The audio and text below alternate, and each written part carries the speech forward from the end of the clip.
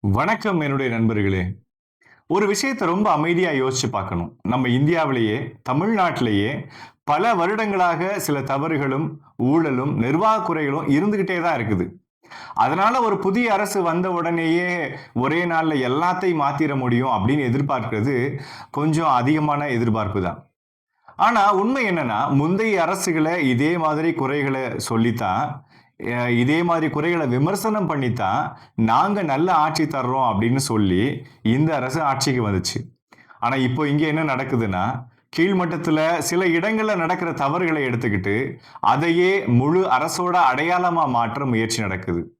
இதே விஷயம் தான் முன்னாடி மற்ற அரசுகளுக்கும் நடந்தது. இப்போ இதே சூழ்நிலை இந்த அரசுக்கும் வர ஆரம்பிச்சிருக்குது.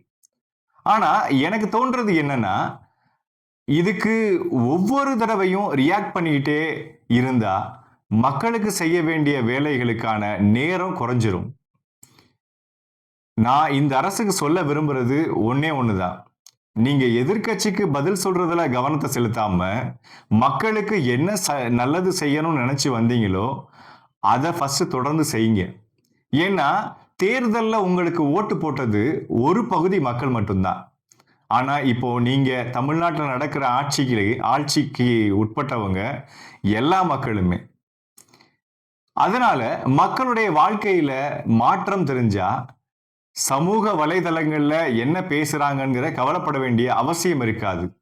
நல்ல திட்டங்கள், நல்ல நிர்வாகம், வெளிப்படைத்தன்மை இத மட்டும் தொடர்ந்து கொடுத்தீங்கன்னா, மக்கள் தானாகவே மீண்டும் உங்கள நம்புவாங்க. எதிர்க்கட்சிகள் விமர்சனம் பண்ணுவாங்க. அது ஜனநாயகத்துல இயல்பான ஒரு விஷயம். ஆனா, அந்த விமர்சனத்துக்கு கோபத்துல பதில் சொல்றத விட, நல்ல நிர்வாகத்தால பதில் சொல்லுங்க. அதுதான் நீண்ட காலத்துக்கு அரச நிலைநிறுத்தும். இது என்னோட தனிப்பட்ட கருத்து. உங்களோட கருத்துக்கள் என்னங்கிறத கமெண்ட்ல சொல்லுங்க. நன்றி.